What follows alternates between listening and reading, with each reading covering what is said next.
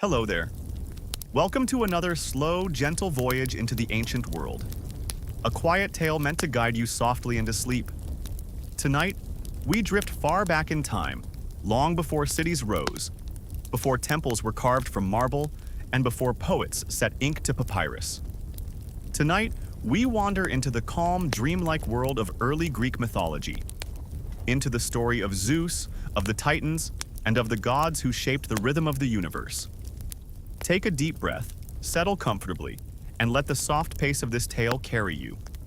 Because this is not a story of battles and thunder. It is the slow heartbeat beneath creation, the silent world. Before the gods. In the beginning, at least as the old storytellers imagined, the world was not a world at all. There was no sky, no sea, no solid earth beneath one's feet. There was only chaos, a quiet, boundless expanse without shape or sound. Not frightening, but empty, like a deep, peaceful sleep. From this timeless stillness emerged the first forces, not gods as we think of them now, but gentle principles of existence. There was Gaia, the earth, who stretched beneath everything. There was Tartarus, the shadowed depth. There was Eros, the soft pull of creation, and there was Nyx, the night, with her silent wings. The world unfolded slowly, effortlessly. Gaia gave rise to mountains, valleys, seas, and finally to Uranus, the sky, who blanketed her in a canopy of stars. And beneath their union, the first true rulers of the cosmos were born, the Titans. Among them were Oceanus, who circled the world in endless waves, Hyperion, who carried the first light, and Kronos, who would one day try to freeze time itself.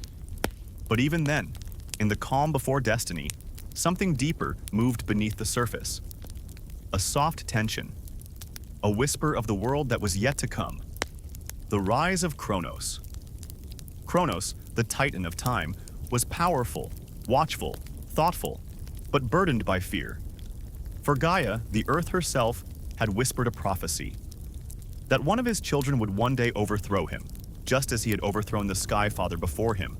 Fear makes even the mighty tremble. And Kronos trembled. So when his children were born, Hestia, Demeter, Hera, Hades, and Poseidon, he swallowed each one quietly, hiding them in the endless dark. His wife, Rhea, watched each child disappear into the shadows of time himself, until one day she could bear it no longer. And so, the path of the cosmos shifted. The birth of Zeus. On a quiet night, under the hidden stars of ancient Crete, Rhea brought her youngest child into the world. She held the newborn in her arms, knowing destiny had placed something unusual, something luminous within him. Kronos would never swallow this child, she decided. She wrapped a stone in cloth and tricked Kronos into devouring it, while she hurried away to hide the infant. The baby Zeus was carried to a cave on Mount Ida, where the gentle goat Amalthea nursed him. Nymphs danced softly to keep watch. Even the trees grew in a protective ring, as though the earth itself knew the child in its arms would one day calm the storms of creation. In that cave, Zeus grew not in violence but in peace. The winds of Crete whispered ancient songs. The stars blinked softly overhead. And time, Kronos, unknowingly raised his own undoing. Zeus learned patience, gentleness, and the quiet strength that only solitude can teach. And as he grew, the world beyond him shifted, preparing for a new order. Zeus confronts time. When Zeus reached his full strength, he left the cave and returned to confront the father who had swallowed his siblings. With the help of Gaia, the earth, Zeus tricked Kronos into releasing all he had consumed. One by one, the gods emerged. Unharmed, but changed by their time and darkness, Poseidon rose like the tide. Hades emerged like the cool breath of a cavern. Hera stepped forward with quiet authority. Demeter glowed with the promise of life and harvest. Hestia carried warmth like a sacred flame. Together, they stood at Zeus's side, and time itself trembled. For 10 long years, the gods and the Titans clashed. But remember, this is a sleep story. So imagine the war not as thunder and fury, but as a slow shifting of mountains, a gentle reordering of the sky. a transformation rather than a battle. When the dust settled, the Titans lay defeated, and Zeus, calm, steady, unshaken, took his place as the ruler of a new era. The sky became his kingdom, lightning became his symbol, and peace became his desire. The founding of Olympus. Atop a mountain that touched the clouds, Zeus built a new home for the gods, Mount Olympus. Not a throne of gold or jewels, but a serene palace of mist and light. The halls were always warm. The air carried a soft glow. The sound of wind through the high peaks sang like distant music. Here the gods gathered. Hera, queen of the heavens. Athena, born from Zeus's mind in perfect wisdom. Apollo, radiant with song. Artemis, quiet and noble with light. Mount Olympus rose above the clouds like a quiet thought, untouched by the hurried world below. Here, time moved differently. Slowly, deliberately, as if each second were a soft breath of the universe itself. Dawn arrived like a gentle whisper, spilling pale gold over marble halls and vine-covered terraces. The air was still, save for the faint rustle of leaves and the distant trickle of hidden springs. Hera, queen of Olympus, wandered through the quiet corridors of the palace. Her steps made no sound, yet they carried a sense of order, a subtle rhythm that seemed to wake the halls themselves. Drapes swayed as she passed, and the early morning light caught the delicate patterns woven into the walls, casting soft shadows that danced lazily across the floors. Athena, already awake, polished her gleaming armor in a corner of the hall, her mind wandering through endless strategies and visions of justice. Artemis, still cloaked in the faint silver of moonlight, walked by a hidden pool, her reflection merging with the gentle ripples, as if the world itself paused to watch her. Zeus sat atop his throne, not with the roar of authority, but with a quiet presence that filled the air. He watched the clouds drift across the sky, their slow patterns reminding him that balance was not forced. It was lived. Even the birds that circled Olympus seemed to move with deliberation, as if learning from the calm of the king above. Below the palace, the world was beginning to stir. Mountains exhaled mist that lazily slid into the valleys. Rivers whispered over stones, tracing paths that had existed since the beginning. And all of this, the rivers, the mountains, the soft sighing winds, felt like a lullaby, a quiet harmony that Zeus and the gods had nurtured into being. The morning whispers of Olympus. As the first warmth of the sun touched the high peaks, Apollo stirred. He did not leap from bed with eagerness, nor did he rush to greet the day. Instead, he rose slowly, stretching as if savoring each moment of light.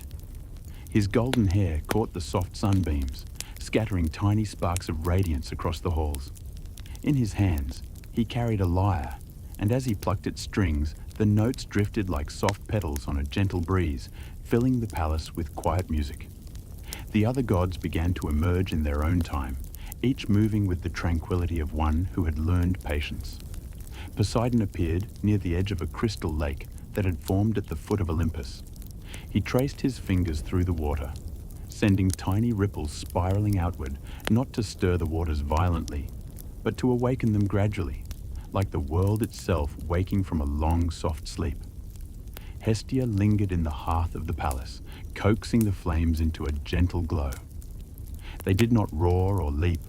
They simply hummed warmth into the air, comforting anyone who passed by. The scent of pine smoke and baked bread filled the corridors, subtle and sweet, an invitation to rest and reflection rather than activity. Even Ares, the restless one, seemed subdued in this quiet morning. He wandered slowly through the olive groves, his armor clinking softly, a rhythmic echo like a heartbeat in the stillness. He did not seek conflict here. The world of Olympus demanded calm, and he could not resist the soft pull of serenity that pervaded every stone and leaf, a quiet council. By mid-morning, Zeus called a gentle gathering, not a council of thunder and commands, but a meeting where voices were soft and ideas drifted slowly like leaves on a stream. The gods assembled in a circle atop a terrace overlooking the clouds. Hera, serene and steady, spoke first, her words like smooth stones rolling across a quiet pond. "We must remember," she said, "that even as rulers, we exist within the rhythms of this world. To disrupt the calm is to disturb the very order we have worked to create." Athena nodded, her thoughts unspoken but shimmering in the air like fine mist. She added, "Wisdom is not always action. Sometimes it is patience. Sometimes it is listening to the spaces between moments where the future quietly takes shape." Zeus listened, silent, allowing their words to settle around him. The wind carried a soft echo of the distant sea, and he felt the pulse of life beneath Olympus, subtle and enduring. The balance of the cosmos was not something to seize, it was something to nurture. The gentle wandering of gods. After the council, the gods dispersed once more, each following their own quiet calling. Aphrodite wandered through blooming gardens, her steps so light that petals seemed to rise to meet her.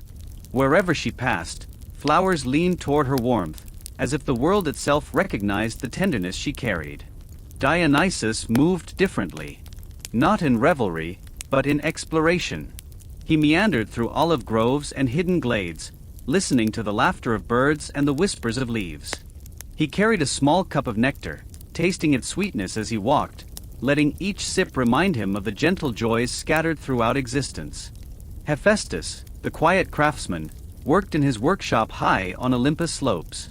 Sparks floated like tiny stars as he shaped metals, each movement deliberate and soft.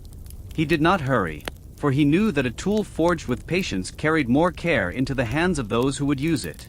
Even the usually tempestuous elements seemed to move with restraint, honoring the calm that had settled over Olympus.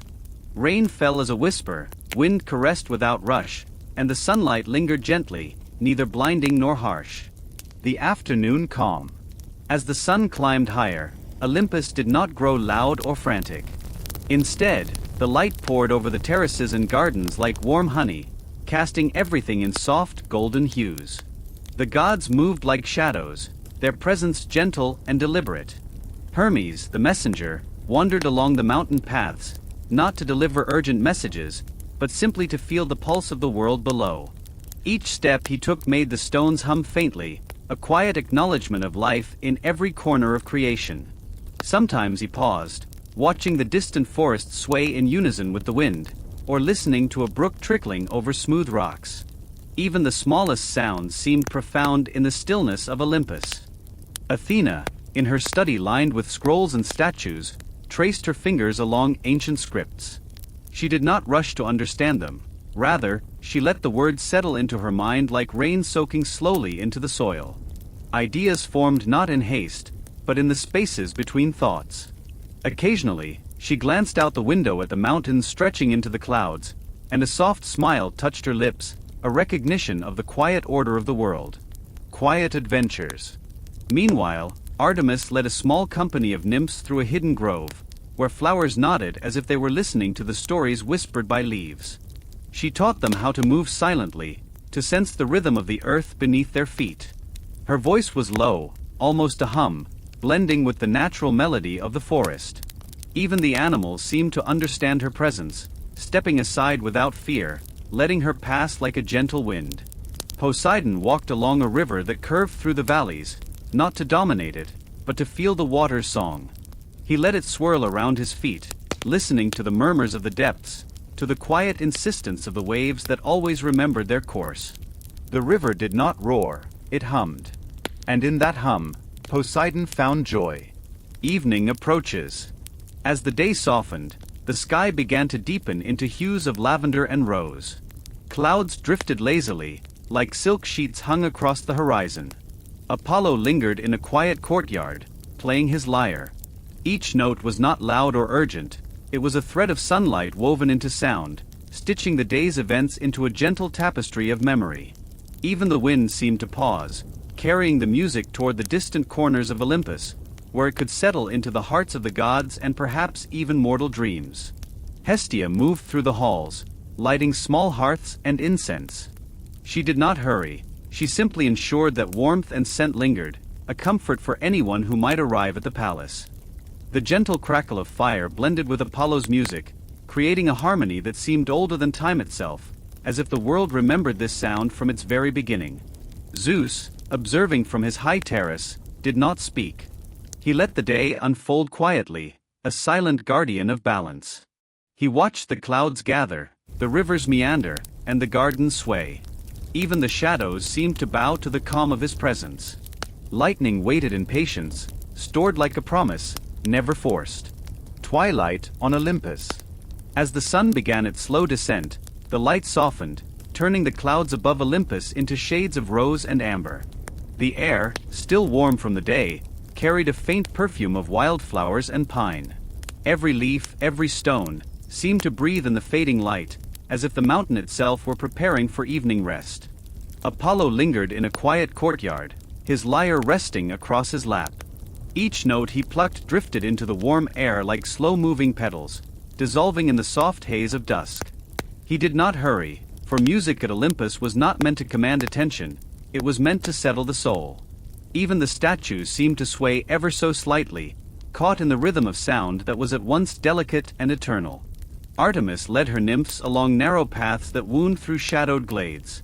The moon, still a faint silver arc in the sky, cast soft, pale light on the undergrowth. Artemis moved as though she were part of the forest itself, stepping lightly over roots and moss, teaching the nymphs to feel the heartbeat of the earth. The animals of the forest, deer, foxes, and even the small glittering insects, seemed to follow her lead, their movements slow and reverent. Poseidon, walking along a quiet river, listened to its gentle murmurs. The water did not rush, it wound lazily, carrying reflections of clouds tinged with sunset hues. Poseidon trailed his fingers through it, watching ripples expand and fade, understanding that even the mightiest force need no roar to be powerful. In that silence, he felt the pulse of life itself, steady and enduring. The gods gather. As evening settled, a gentle council formed in a quiet hall of Olympus, not for debate or orders, but for reflection. The gods did not raise their voices, they spoke softly, letting each word hover in the air like incense. Hera, serene and deliberate, opened the discussion. "We have shaped the world," she said, "not with thunder or force, but with patience. Even now, the balance of creation rests upon the quiet care we take in each moment." Athena's eyes reflected the last rays of sunlight. "Wisdom does not demand action," she murmured. "It often waits, listening to the spaces between breaths, where change grows unnoticed until it is ready." Zeus observed from his throne at the head of the hall. He said nothing, for he understood that leadership was often silent. Even the winds seemed to pause to hear his presence, as if Olympus itself acknowledged his quiet vigilance. Dionysus, who had wandered through the gardens during the day, spoke last. His voice was gentle, melodic, carrying a subtle warmth. "Joy is found not in the storm," he said, "but in noticing the small pleasures of life. The flowers, the birds, the laughter carried in the wind, these are the celebrations that do not disturb peace." The council ended without ceremony. The gods dispersed slowly, each returning to their personal corners of Olympus, where music, reflection, and soft contemplation awaited. Nightfall and the moonlit palace. As night deepened, Olympus became a place of quiet wonder. The sky, now dotted with countless stars, stretched endlessly above the marble halls. Moonlight spilled across terraces, glinting off columns and fountains, making the water sparkle like 1,000 tiny lights. The entire mountain seemed to breathe gently, a living lullaby. Hestia moved from hearth to hearth, her touch coaxing a slow warmth into the air. Flames flickered softly, their golden glow me. With moonlight to create a cocoon of serenity. She carried no words, for none were needed. Her presence alone reminded all that the world could be held tenderly. Aphrodite wandered the palace gardens. She moved so lightly that even the wind seemed to pause in her presence. Flowers leaned toward her warmth, as if seeking her attention. Her gaze softened everything it touched. Petals glowed, leaves shimmered, and the night felt infinitely more gentle than it had a moment before. Hephaestus, high in his forge, worked without hurry. Sparks floated from his creations like tiny stars escaping into the night. He did not shape them quickly or forcefully. Each tool, each sculpture, was molded with the same care one might use to cradle a sleeping child. The soft glow of molten metal mingled with the silver moonlight, creating an intimate harmony of warmth and reflection. A quiet visit to the world below. Even in the quiet of night, the gods sometimes wandered the mortal world, not to interfere, but to observe and nurture. Hermes traveled slowly along forest paths, listening to the nocturnal whispers of the earth. The wind carried faint scents of damp soil and blooming night flowers, and he traced the currents with careful fingers, noticing the subtleties of life invisible to mortals. Zeus occasionally descended to watch from a distance. He did not command the stars or summon storms, he simply observed. The oceans breathed, the mountains sighed, and mortal fires glowed faintly in the valleys. He felt the rhythm of life moving below, steady and patient, and in that awareness, his own power became lighter, more a part of the world's quiet harmony than a force imposed upon it. Reflections beneath the stars. In the late hours, the gods often gathered on Olympus' highest terraces. They spoke rarely, listening instead to the soft music of the universe, the rustle of leaves, the distant sound of water, the faint hum of stars traveling through the void. Apollo's lyre sometimes drifted through the night air, but its notes were soft, more like wind through reeds than a song meant to be heard loudly. Hera's presence remained constant, a steady anchor. Athena's eyes reflected the cosmos as if she could read its thoughts. Artemis' footsteps left no mark, yet the world seemed to follow her rhythm. Even Ares, whose nature often sought turbulence, moved with a measured restraint, understanding that there was strength in calm. The gods rested in quiet contemplation, each aware of the other, each aware of the pulse of creation beneath their feet. Olympus was not merely a palace or a home, it was a sanctuary, a place where time itself seemed to soften, fold in on itself and breathe. The moon's gentle watch. Night deepened over Olympus, and the moon rose fully, bathing the palace in silver light. Its glow spilled over marble halls, glinting across fountains and soft moss that had grown between stones. Every surface seemed to hold a memory of the day, quiet and unhurried, a trace of sun and warmth lingering like a soft sigh. The gods moved within this light as if in a slow dance of awareness. Zeus stepped onto the terrace, his eyes tracing the horizon where the sky met distant mountains. Lightning rested within him like a latent thought, not summoned, not forced, simply present. He inhaled deeply, and even the air seemed to pause, acknowledging the silent authority of calm. Hera joined him without sound. Her steps made no ripple in the night, yet her presence was tangible, a steady pulse alongside Zeus. Balance must be preserved, she murmured, her voice almost a breeze itself. Even when we rest, even when the world seems asleep, the order of all things continues. Zeus nodded, understanding. He had learned over countless ages that true rule was not domination but gentle guidance. The storms would rise when needed, the lightning would flash only when it aligned with the world's quiet rhythm. Tonight, there was only stillness, and in that stillness, even the gods themselves were renewed. Dreams whispering down. High above Olympus, the stars twinkled like distant sparks of memory, each one holding fragments of mortal dreams.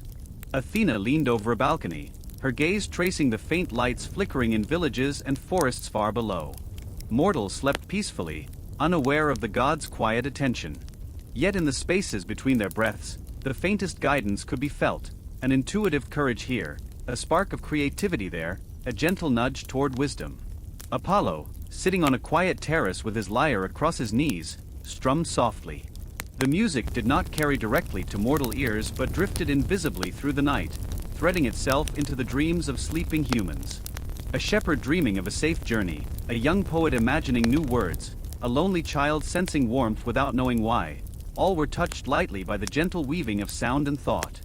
Dionysus, often known for revelry and wine, walked quietly along moonlit paths, tasting the sweetness of nocturnal fruits and inhaling the scent of night-blooming flowers. He laughed softly, not for joy that demanded attention, but because he understood that even the smallest pleasures were part of the cosmos' quiet magic. Subtle interactions. Even Ares, the god often associated with conflict, moved gently tonight. He wandered through a grove where the moonlight filtered through silver leaves. No battle called him here, no clash disturbed his steps. Instead, he simply observed. The soft sounds of the forest, the breathing of the earth, even the slow movement of small creatures, all of it reminded him that strength could exist without aggression. Artemis, returning from her moonlit wanderings, paused by the river where Poseidon lingered. Their eyes met briefly, a silent acknowledgement of their shared guardianship over life. One of forests, one of waters. No words were needed. The connection was quiet, profound, and entirely present. The water flowed slower, as if honoring the stillness between two immortals in communion. Hestia continued her rounds, ensuring the hearths burned softly across Olympus. Each flame glimmered as if alive, carrying warmth and reassurance not just to the palace, but to the very essence of the mountain. She passed silently through halls where the gods had paused in reflection, leaving traces of comfort and patience behind her. Night's deepest silence. As the night reached its deepest hour, a profound calm settled over Olympus. Even the wind slowed, brushing gently against marble and stone, carrying whispers of the distant seas and valleys. The gods had withdrawn to their personal spaces, yet the mountain remained alive with subtle rhythms, the quiet hum of life itself. Zeus returned to the highest terrace, looking out over the sleeping world below. The rivers curved like silver ribbons, forests breathed faintly, and mountains exhaled slowly. He felt the pulse of time as something soft, patient, and enduring. He did not rule it with force, he simply existed with it, a part of the calm rhythm of creation. Athena joined him briefly, her presence a mirror of thought and contemplation. "The world is not ours to control," she said softly. "It is ours to understand, to honor, and to guide gently when needed. The quiet holds more wisdom than any command." Zeus nodded, and together, they watched as stars shifted. Imperceptibly across the night sky, a slow waltz of light across infinity. A whispered end to the day. As the first hints of dawn began to tinge the horizon with violet and rose, the gods felt a subtle stirring of change. Not sudden, not urgent, but inevitable. Even now, the rhythms of life below called gently, asking only for observation and care, not disruption. Hera returned to the halls, her hands brushing across smooth surfaces, leaving calm in her wake. Apollo plucked one final note on his lyre before the sun's early light touched it, letting the sound dissolve into the air, lingering in silence. Artemis and her nymphs had already returned from their moonlit wanderings, their shadows long but peaceful against the soft marble walls. Poseidon watched the rivers catch the first light, noting the harmony of the tides and currents. Even Ares had settled, standing quietly among the groves, his eyes reflecting the early colors of dawn without a trace of restlessness.